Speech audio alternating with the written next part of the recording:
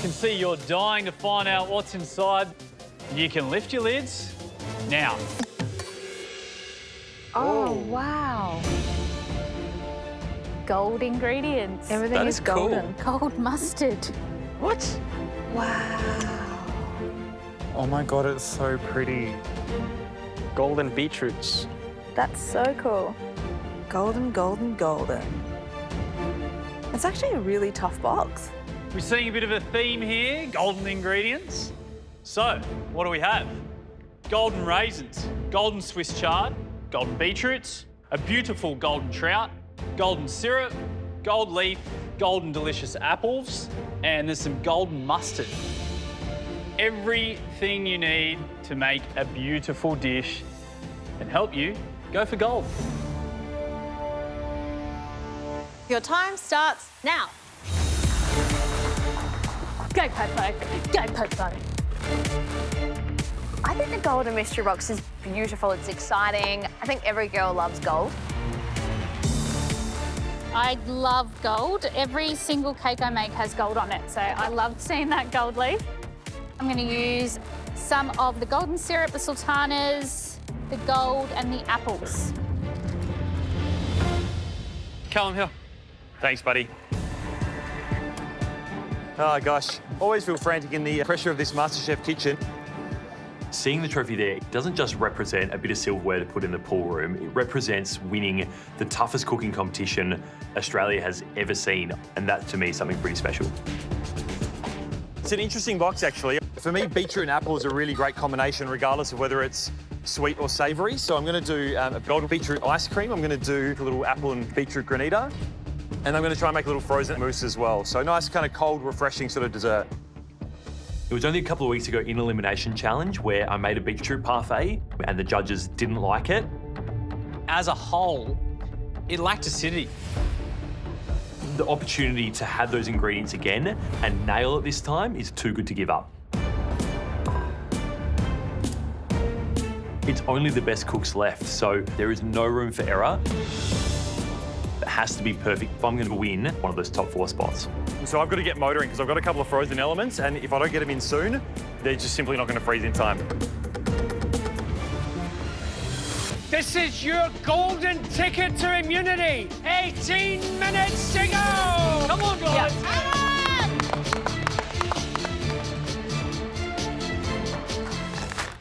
I'm hoping this is the top 4 dish. I think it's going to be a really good dish. I just am worried about what everyone else is doing. The dish I'm cooking today is a golden beetroot ice cream with beetroot leaf granita and an apple and golden syrup mousse. This is my second go at making a beautiful dessert with beetroot as the hero. So I've got my beetroot ice cream churning away, my granita's in the freezer. The theme of today's mystery box is gold, so I'm going to add another little element here. I'm making it gold leaf praline. Once my caramel is set, I break it up, blend it to a fine powder, and dust it in a really fine layer onto a baking tray into a circular shape. I'm going to add the gold leaf later on to kind of garnish the top of the dish. Gold leaf is something that I would never use in my normal life, but I want to stand out from the pack and be in that top 4. So I would really love to knock it out of the park today. Come on! This is stressful. This is it, guys. 10 seconds. 9, 8, 7, 6, 5, 4, 3, Oh my God. 2, 1. That's it. Oh, well done. Well done, brother. That was crazy. Holy crap. It was a bit full on. Oh, look at you go. Very different. So let's get the first dish in, and that belongs to you, Callum. If the judges don't like this dish today, it'll be a big knock to my confidence because if you try and correct something and then you still stuff it up again, it's not a good look at this stage in the competition. Callum, what do we got, mate?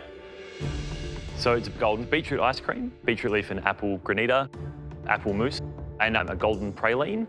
This isn't your first rodeo on the beetroot ice cream. Yeah, I did one a couple of weeks ago. So the chance to have another crack at a beetroot ice cream was too good to give up. Let's eat it.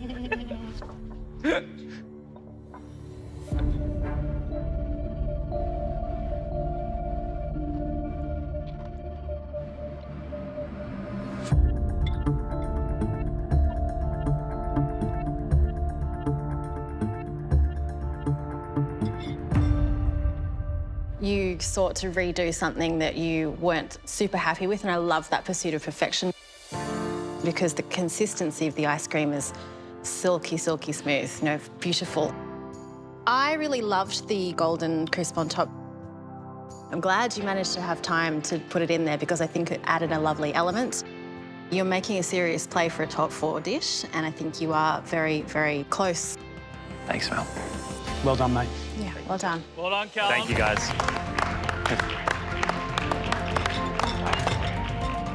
Well done, Callum. Good one, Cal. So, question time. What could be under that lid? You ready to find out? Yes, yeah, let's do it. Okay, lift your lids.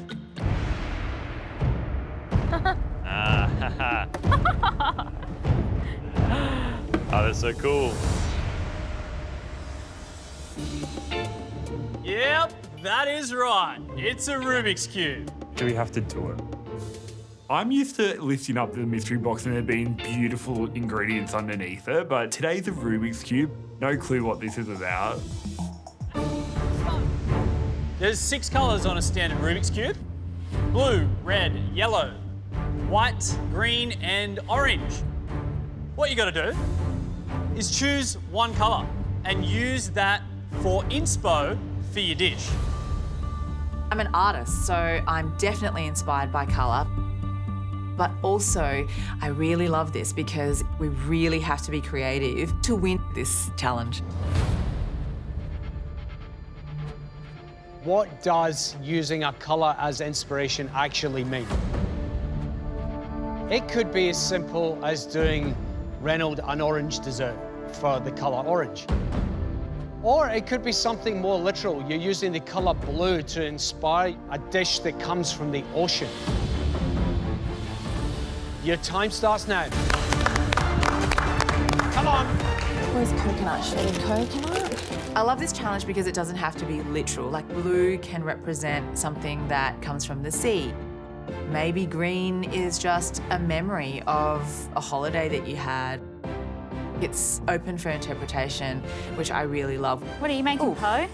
I'm making curry. Oh, nice. A curry. What? A curry. Red for chili? Yes. Yeah, beautiful.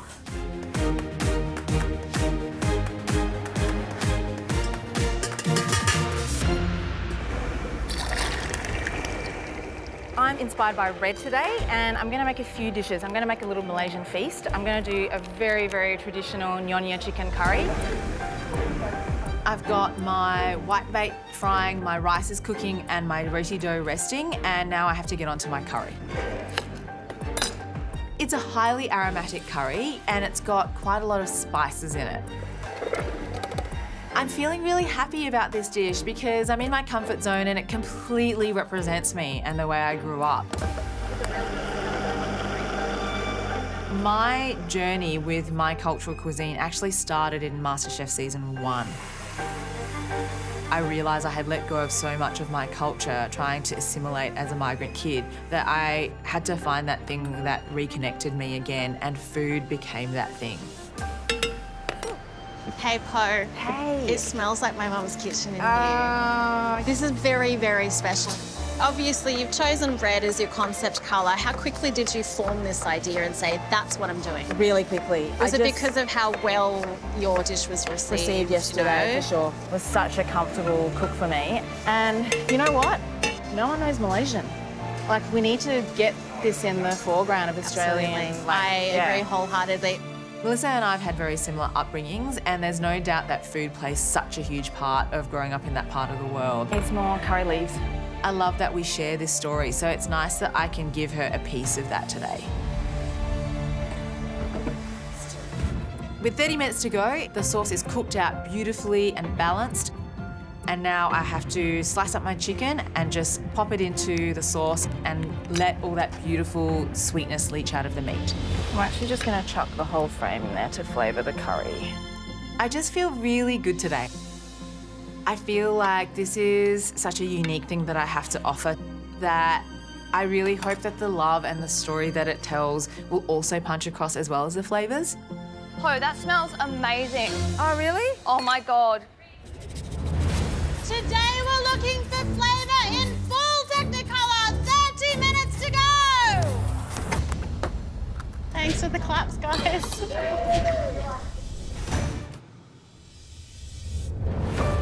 I didn't oil the bench.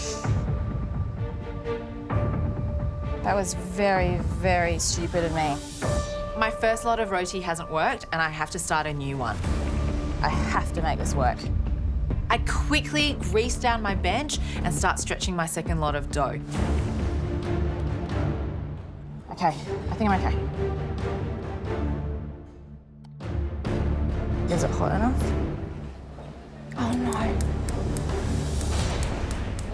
That wasn't on. I know I need at least 5 minutes. So this is just not going to be as crispy as I want it to be. I need a spatula. But I just cross every part of my body. Oh my God, I look so manic. 30 seconds!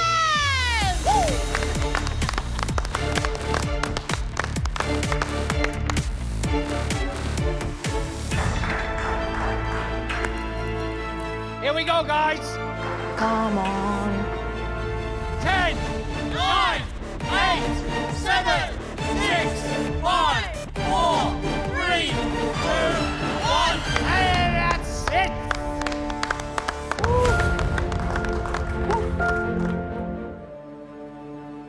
All right, Paul. What's the dish?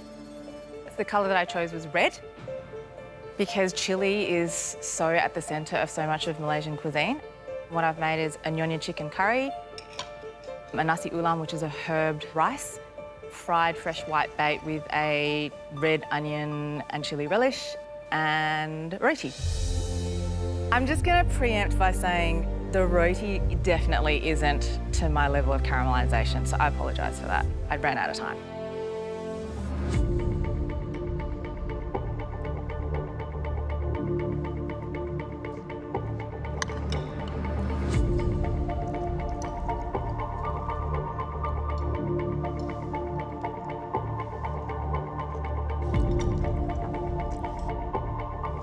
We could be here a while.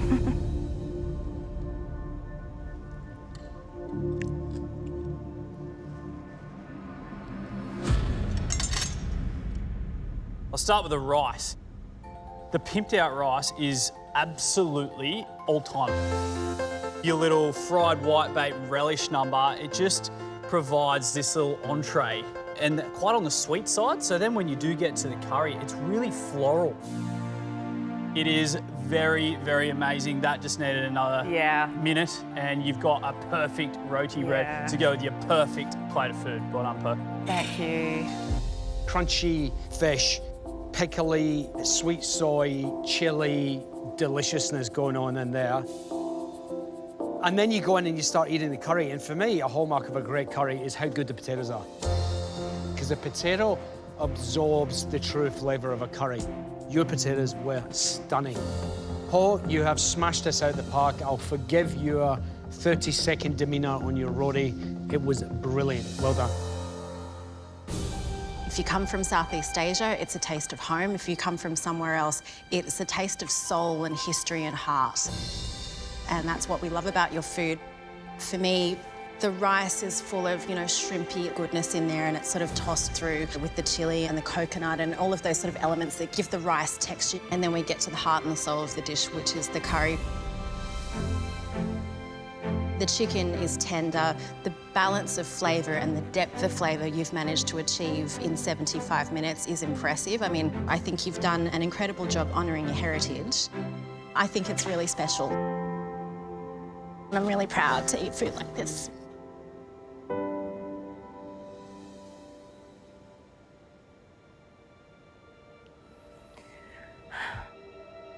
I'm actually crying with joy. That doesn't happen very often, but yeah. Oh, Mel.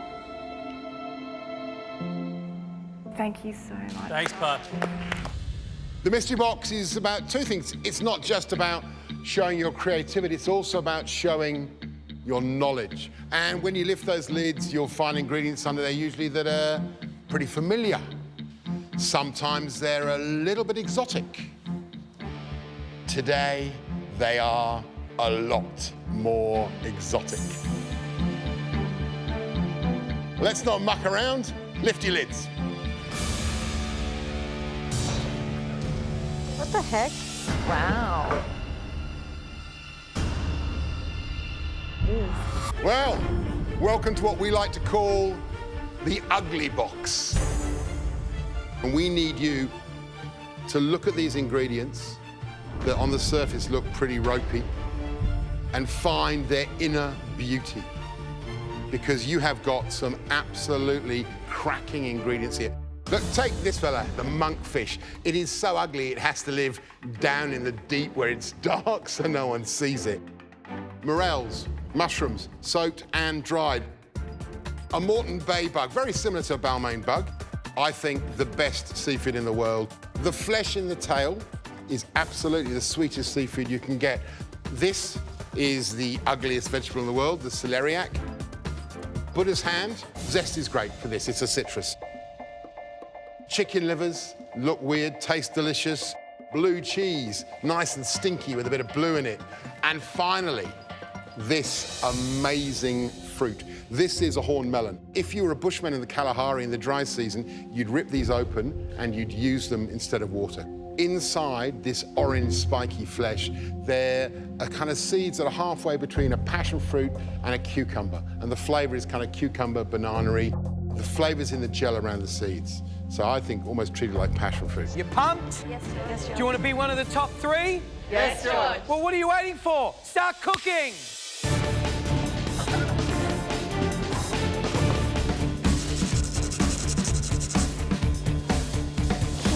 I guess not everyone's going to recognise everything that's in this box, but I'm happy that I know what everything is at least. I'm hoping to give the judges something a little bit unexpected today. I want them to have sort of all of these little flavour and textural pops. I'm just slicing up the horn melon. It's got some beautiful seeds inside, so I want to see if I can dehydrate some and see if that changes the texture at all. Sometimes the seeds have got their own deliciousness sort of hiding within there. It just needs to be treated a different way. I want to put some in the oven, but it's all an experiment at this stage. Well, Elena, you are our resident horned melon expert. I haven't actually cooked with them. I've only eaten them fresh, so I'm actually dehydrating some seeds in the oven and see if that does anything. Sure. So what's the dish? So I have a celeriac puree. I'm going to do a butter poached bug tail. Right. I'm also considering doing a monkfish wing. There is the experiment you have to play with as a MasterChef contestant. If you want to be top 10, that's the kind of stuff you've got to think of. I'm hoping that even though I'm experimenting with a lot of different things, there's enough to pull together a complete dish at the end. I'm doing a lot of experiments with these ingredients today. I guess I feel a little bit like a scientist. I've got a few different things on the go. These are not things that I would normally put together, but today with these ugly ingredients, it is about discovery. When I take the horned melon seeds out of the oven, I taste them and the acidity has intensified. Did you toast the seeds Yeah, out they're of delicious. They're really yum. Are they? I quite like them. Got a nice citrusy flavour. They are interesting, actually. They've definitely changed in colour and texture, and I want to be able to sprinkle them over the top of my dish. I'm still thinking about using the monkfish. I'm not going to use the wings. It's not the sort of shape that I want. It's not structurally a fish that I've worked with before, so I'm just going to have a play with the tail and see how I like it, how it fries. I'm having so much fun playing with these ingredients today. Got a lot of different textures and tastes. I just hope that the judges like it.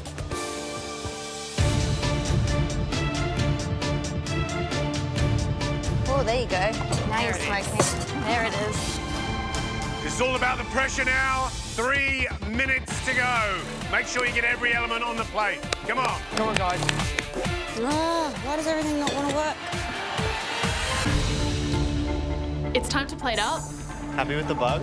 Yeah, really happy.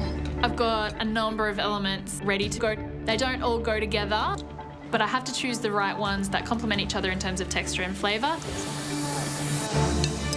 I've got my celeriac puree, horned melon seeds, grated Buddha's fingers, my butter poached bug, and my grated toasted morels. The monkfish, it's okay, but I don't think it adds anything to this dish, so I'm just gonna leave it off. Sometimes it's about what you leave off that makes it sing. I'm hoping the judges really appreciate that. 10 seconds to go, guys. 9, 8, 7, 6, 5, 4, 3, 2, 1. That's That's it. Your time is up. Well done.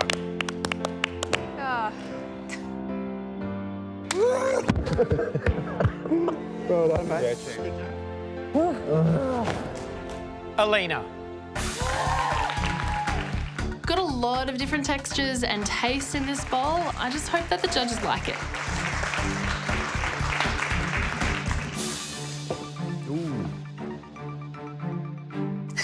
You had a lot of fun I had a in lot this of fun. mystery box, Yeah. haven't you? So what have you cooked? So I've got a butter bug, celeriac and horned melon. And you've used other stuff in there. Talk us through. I dehydrated the horned melon seeds, crisped them up, dehydrated some of the Buddha's fingers zest. The meat from the bug head I put through the horned melon salad as well. Pickled some of the celeriac stems. I deep fried some of the dried morels and grated that on the top as well. It just had a little sort of smoky char and fresh. So. Oh, wow, it's amazing. So tell me about how come you got 3 hours and everyone else got an hour? How do I get all those ingredients? Just kind of scoop, I suppose.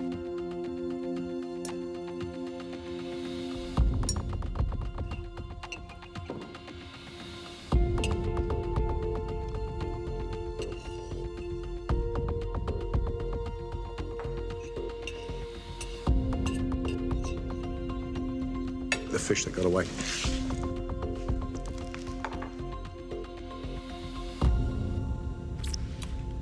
That is an absolute riot. It's like a firework display. Pop, pop, pop, pop, pop, pop, pop. You know, it's just, and then boom. It's just absolutely delicious. Not only texture, but flavour plus. Like, I just love that. If you are happy cooking, that makes me even happier, because eating that is just joyous. Wonderful.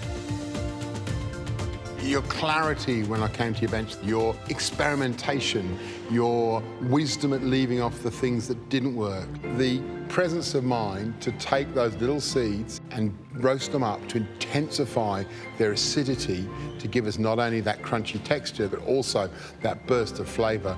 That alone is genius enough. But then to bring it in a dish, it should be eaten with a big spoon and a sloppy smile on your face. That's what it's all about. Keep happy, keep enjoying it. Thank you. Well done, Elena. It's definitely a lovely little celebration and confirmation that when you do trust yourself and that you have fun, you put forward good food and it's received well.